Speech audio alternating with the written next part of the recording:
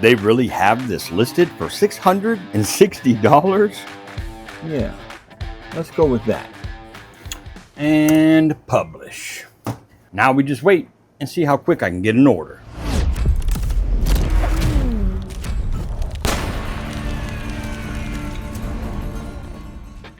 Welcome back, rock stars. Today we're going to be building this super awesome fishing rod holder. And wait until you see how quick and how much I sold this for. Let's go. For this project, you're going to need some 3/4 inch stock, 1x8 and 1x6. I'll start by getting the base built first. On my 1x6, I'll pull over to 16 1/4 and get that cut at the miter saw. And this piece will become the 2 legs for our base. Back over at the table saw, I'll get it ripped to a width of 4 inches.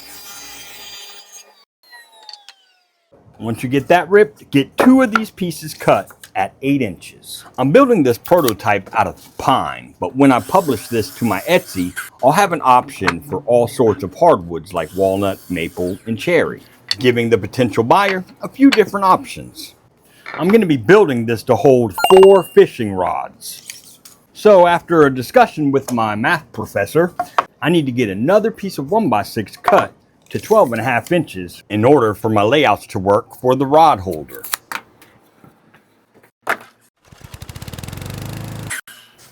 Once that's cut, we'll go ahead and get it ripped to a width of 3 3/4 of an inch.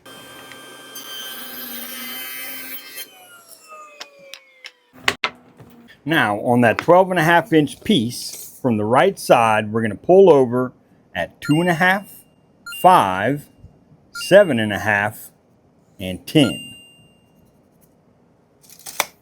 We'll mark the center of the width of the board at 1 7/8 inches at all 4 of those marks. And we'll get those marks punched.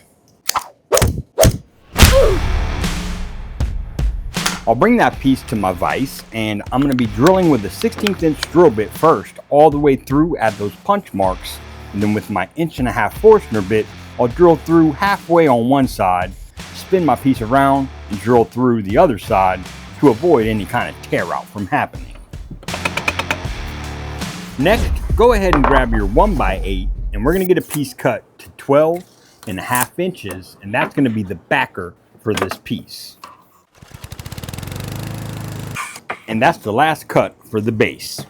I'll grab my Craig jig and we'll be doing some pocket holes.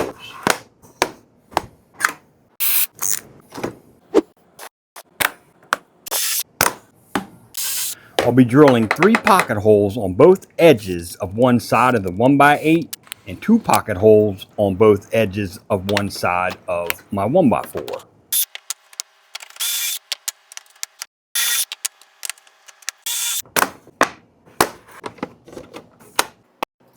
Before we move on, I'll give my piece a little TLC with some 220 grit sandpaper.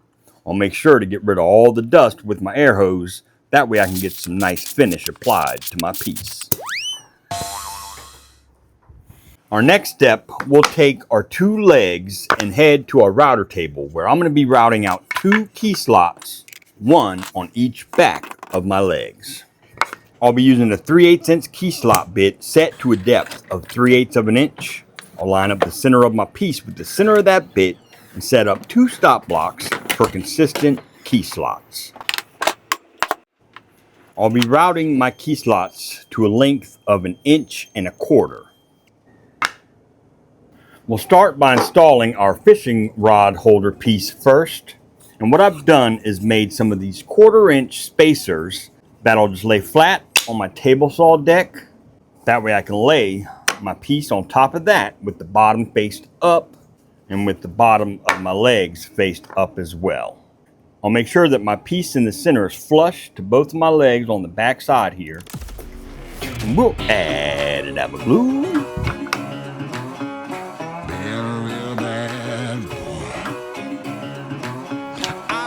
And I'll get that clamped together. And I'll be using some 1.5 inch square head pocket screws.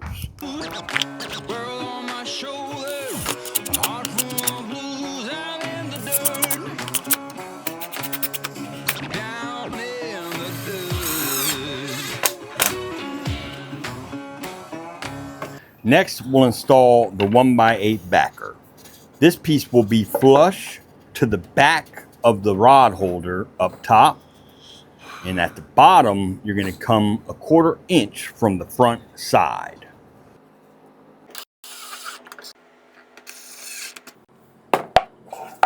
And that does it for the construction of the base. Now, let's work on our upper section. We'll grab our 1x8 and I'm going to measure over to 12.5 inches and get a piece of this cut over at the miter saw. And this one piece will take care of the entire upper section of our rod holder. Once I get that measurement cut, I'll go ahead and get one piece ripped to 3 3/4. And this will be the upper part that holds the rods. And I'll be using the same exact layout as the first set of holes that we drilled for our bottom piece at 2.5, 5, 7.5, and 10 inches at the center of our board with our 1.5" Forster bit. Once you get your holes drilled out, mark center of the width and get this ripped at that center mark.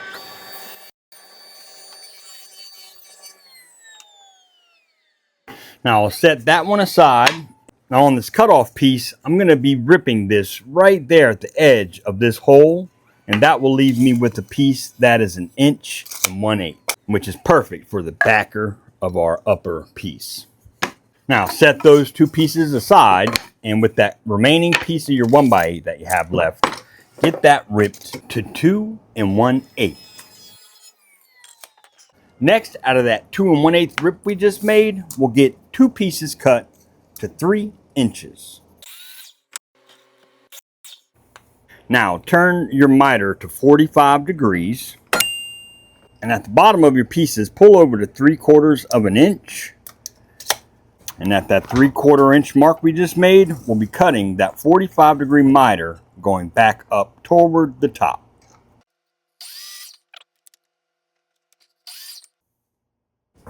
I'll bring those pieces to my router table and get 2 key slots routed out in the back side of these pieces as well, using some stop blocks for exact key slot layouts. We'll grab those 2 1/4 inch spacers once again, and we'll lay our rod holder upside down on those 1/4 inch spacers, line up our 2 side edges flush with the back of our rod holder, add a dab of glue, and we're gonna pop a brad in his ass. And with our 1 1/8 rip, we'll add a dab of glue and line that up flush to the back of this piece, and we'll add a couple of clamps. And we'll go ahead and set this to the side and let it dry. All right, rock stars, I am actually thrilled with how this prototype came out. Basically, how this would work is your rod goes into the base here, and this mounts above it, and the top of the rod rests in those half circles up there. What keeps it in place is that little slight taper that our 1x8 sets on, keeping the rods from falling over. What I would do to mount this is just make a level line on your wall. That way your pieces are in the exact same spot when you go to mount these, and just use your blue tape method across your piece, marking those holes on your blue tape, just transferring that to your wall. Easy peasy. Now, I'm gonna get this posted on my Etsy and see how quick I can get one of these sold. I'm doing it as a made-to-order item, and I'm going to include the walnut, maple, sapele, mahogany, all sorts of hardwoods. And if what one of my best friends who's a successful woodworker told me is true, this thing ought to sell pretty quick. We'll see. I'll include free shipping, and I'm going to start my base price at $180 for a 4 rod holder, and then just make it customizable. And as we go up in how many rods we can hold, I'll up the price. And publish. Now we just wait and see how quick I can get an order.